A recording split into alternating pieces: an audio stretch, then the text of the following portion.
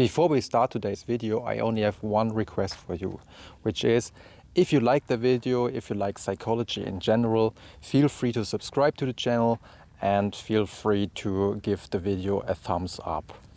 But of course, do not feel obliged. Of course, feel free to do so if you want or not. And at this point, I have influenced you with 3 different phrases. Of course, now that I tell you that I influenced you, probably it doesn't work that well. But the first technique was to say, I only have one request for you, which proved to be very effective in a study by social psychologists from Poland, in which they asked passers-by if they were willing to spend money for a children's hospice. And in one condition, they finished their request with, "This is my only request."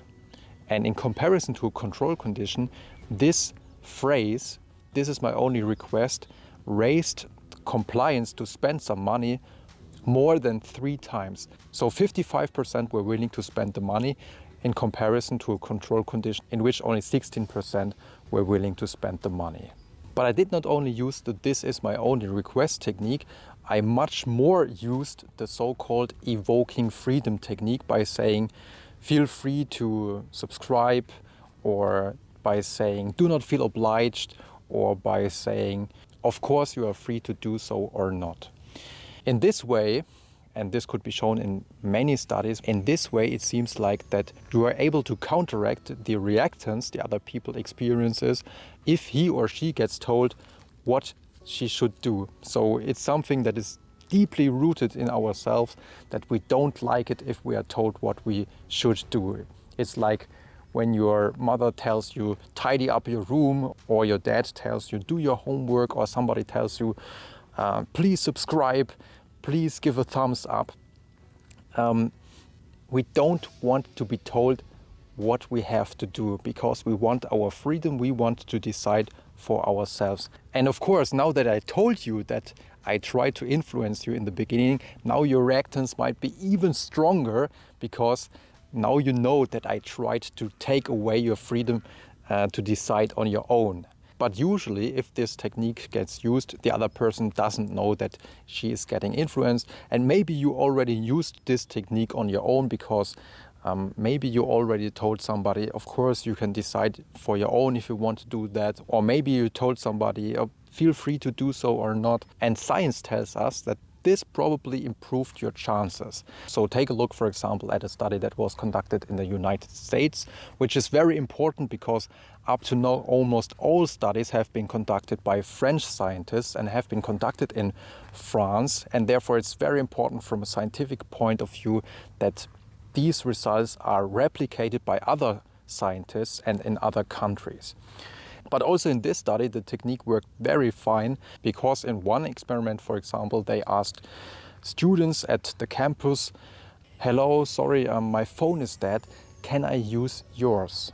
And in the control condition, only 45% of the participants agreed to do so. They were giving away their phone to a stranger. But when they added the phrase, but feel free to say no. So they said, hello, sorry, my phone is dead, can I use yours? But feel free to say no. In this condition, 95%, so almost all participants, were willing to give away their smartphone to the stranger, which is remarkable because at that time the criminal rates in Baltimore were quite high, and to give your phone away to a stranger is always a little bit critical, and maybe you would also hesitate to do so. But as I said, this technique has been used in numerous studies. Up to now there have been studies with more than 18,000 participants, and they used phrases like feel free to say no, do not feel obliged, but you are free to accept or to refuse.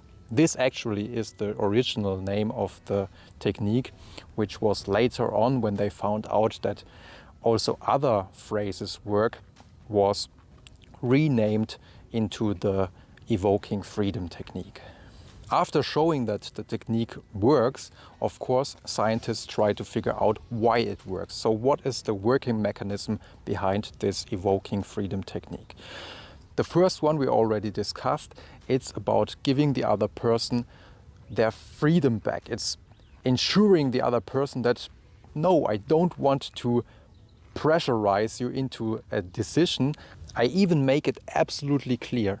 Feel free to say no, but you are free to accept or to refuse. Do not feel obliged. And in this way, the other person gets the feeling, well, he is not pushing me into one direction. I still can decide for my own, and therefore I will agree on his request. Another explanation is about sympathy and empathy. Because if somebody tells you, but feel free to accept or to refuse, or do not feel obliged, he shows that he knows that you don't want to be pressurized, and therefore he probably seems more empathic and sympathetic. So which explanation is more plausible? At the moment, most scientists favor the explanation that the technique really counteracts reactance and that it really creates this feeling of freedom for the other person. And what speaks for that is that it could be shown that in more collectivistic societies, like for example in China, the technique does not work that well in comparison to more individualistic societies, like for example the United States or France. And because of the fact that in these more individualistic societies, it's more important for people to strive for freedom, to be independent and not to be told what to do. Because the technique works better in these societies, it really makes sense that it's about evoking freedom. What makes the technique work that well? So that's it for today. I hope you enjoyed this episode, and if you want, we will see you next time.